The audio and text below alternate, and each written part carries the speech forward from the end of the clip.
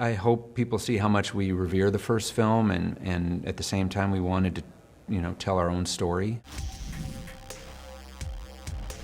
I go to screenings with a lot of press. We're usually pretty subdued. We're usually pretty quiet. We're like, yes, that was great. We were howling, hollering, screaming, like, what a movie. Amazing. Well, I'm so happy to hear that. What does it mean to you to take this on? I was a fan of the original like everyone else. I saw it as a 12-year-old kid. So stepping into it, there was a lot of pressure. We all felt it. Me, Tom, Jerry, Tom described it as hitting a bullet with a bullet, which is, it's pretty tough. So every day we were all pushing, working as hard as we could to deliver the best possible movie and try to live up to the original. And then it screens at CinemaCon. Yeah. We've had a couple screenings and people are loving it. Yeah, CinemaCon was the first time I watched it finished with an audience. So that was a epic screening. It was just fun to see them react, to all the different beats in the story. What emotions is that? Like, you're sitting there and you're like, okay, and then you slowly probably start to realize, like, oh,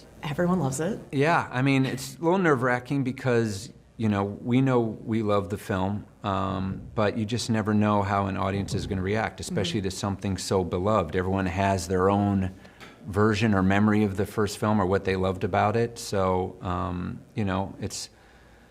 I hope people see how much we revere the first film, and at the same time we wanted to, tell our own story. So, yeah, based on that screening, it was really came out of that feeling really good. That's awesome. Do you have a call sign for yourself yet? We did this call sign generator at the beginning of the shoot, and what it spit out for me was Battlestar. Battlestar. Yeah, so that was what was on my office. I love that.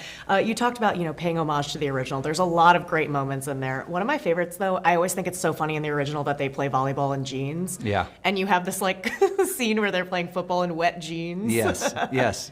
That was one of those scenes that when people heard I was, starting to prep this movie, everyone was asking me about the beach scene. So I knew that was something we couldn't avoid. The trick was, how do we work it into the story? I didn't want to just do the scene for the sake of doing it. So our screenwriting team came up with a really clever way of integrating that sequence into the story of our film. And then, when it came to that day, it was just, we had fun. I mean, it was shooting, the beach scene for Top Gun. A lot of emotions, too. That scene with Val and Tom, I was misty-eyed. Yeah. Can you tell me about what went into creating that moment and kind of what the conversations were about where Iceman and Maverick would be? Yeah, well, we like the idea that, Iceman, as you remember, won the Top Gun trophy in 1986. In fact, you see it on the wall in that scene.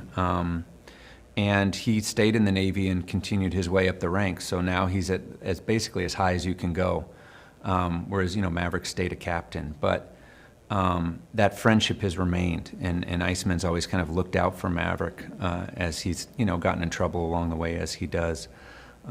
So that was a scene that we spent a lot of time working on, talking about, all of us together. And, when it came time to shoot it, it was very emotional because, not only was the reunion of these two characters, but Val and Tom, I don't think they'd seen each other in such a long time. So it was a really special day. Oh, it got me. I got to wrap, but so awesome talking to you. Thank Congratulations. you. Thanks a lot.